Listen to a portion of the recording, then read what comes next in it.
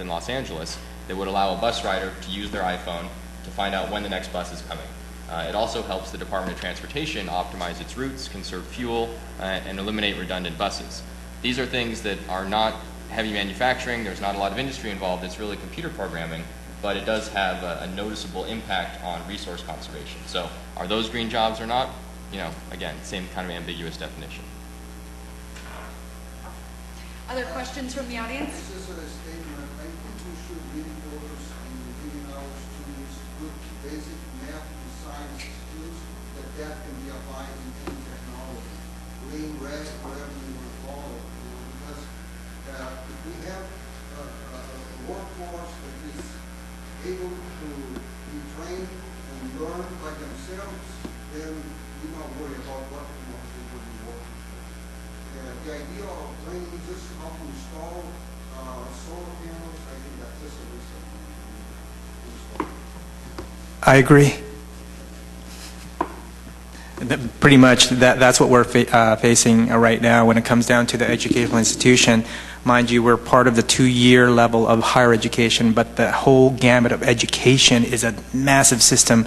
And I think in a prior panel we were talking about how you can't fix it in one fell swoop. There's so many dominoes that come into effect. What we can do right now is try to figure out what resources we have and what we can do with those little resources, work more effectively and efficiently. And part of the challenge is making sure that we face our own demons within the community college system and making sure that we aren't hurting ourselves. So yes, I agree with you.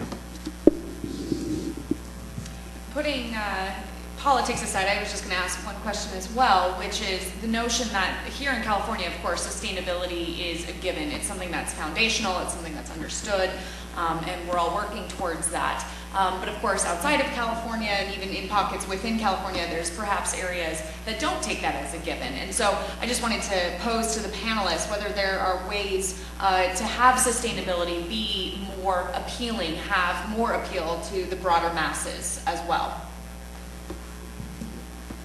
Frankly, I think there's kind of with anything, there's a group of early adopters, and then there's kind of everyone else. There are people who lined up to get iPhones when they first came out, and there's people who got them because they were a good phone. There's green early movers too. There are people like myself who go out and they'll get a fancy sprinkler controller because we think it's cool to save water. There's probably a lot of people in this room who would also get that same sprinkler controller once they did the analysis and saw, oh, this will save me $50 a month on water. I don't know that we need to convince everyone in the world that green is the best good thing. I think prices and markets will ultimately convince people of that. But those of us that act first will have an advantage when the rest of the world, the other 80%, catches on and wants to buy these things. We'll be in a better position to supply them. And I think that's the long-term advantage that California has. I happen to come from an area that's one of the ones you're describing. The Inland Empire is generally referred to as the sprawl capital of the earth. I should point out, however, that the Inland Empire has 400,000 people more than the state of Oregon and is now larger than 24 of the 50 states, and therefore is no longer an area that can just be thought of as an add-on.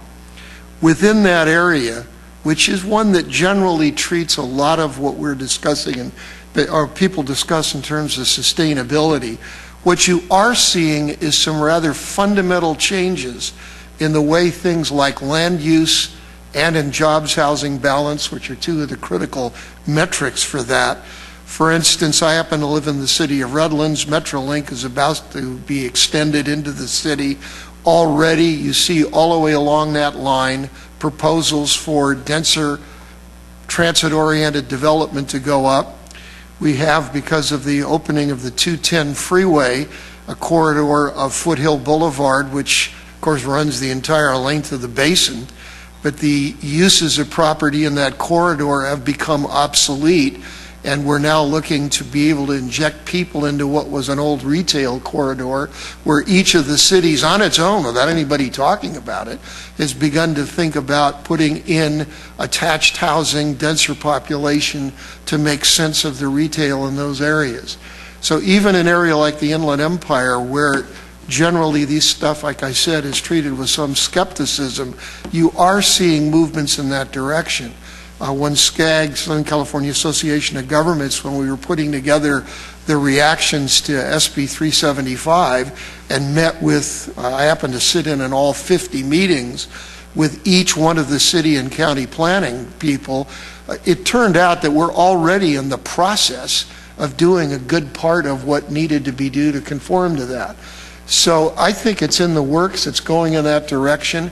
And again, I would go back to the answer I gave the gentleman over there for a while ago. My issue with a lot of this stuff when we start talking about green jobs is to get it away from the political community as a sentence of propaganda and to get it into policies which actually can create an environment where we get there without having it done on the backs of our poorest parts of our population and our workforce. I would, agree with my colleagues here that I'm going to make a connection, and this is a personal, opinion. Where we are with the green movement and the adoption level of it, it's similar to, in my opinion, where websites were a long time ago. I can recall when you can click on a button and you hear these noises before you even got onto the internet, and now you don't hear those noises, obviously. Is that something that we can foresee for the green movement? And I agree with my colleague that it depends on if it's better and more effective to an individual person's bottom line. Will they adopt it and use it?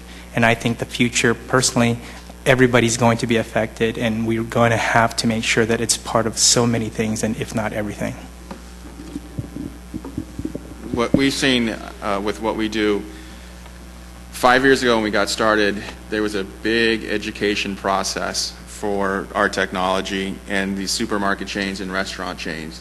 When we mentioned the word ozone, they thought we were going to kill everybody in their store or their restaurant.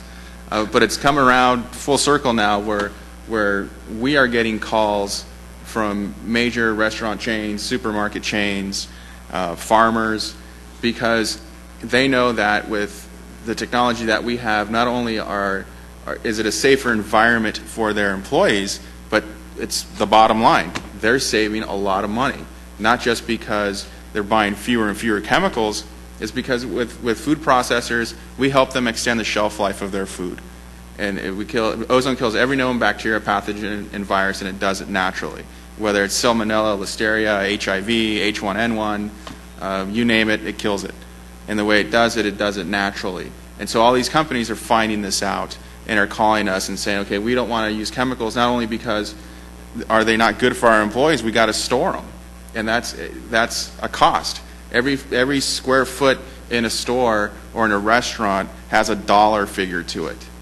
And you'd be amazed at what they look at. But I mean, they've got everything down to a science, whether it's a supermarket or a restaurant. Every inch of that store or restaurant means a dollar amount.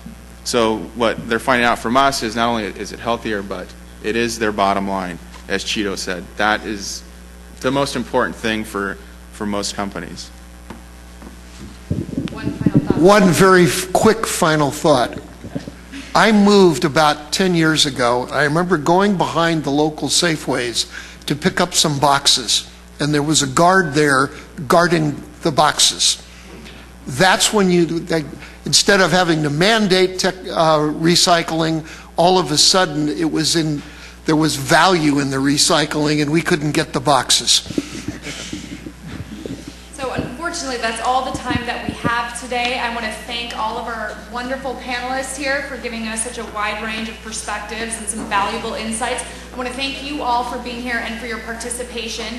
I also want to thank Republic Services for sponsoring this panel and Metro for sponsoring the track. Oh, and you can get one of these handy little guys if you come see Republic Services. And you will also see some blue forms, the surveys. If you could fill those out and hand them to VICA staff, we'd appreciate it. The luncheon begins at 12:45, so please feel free to go see the exhibitors and turn in your bingo cards.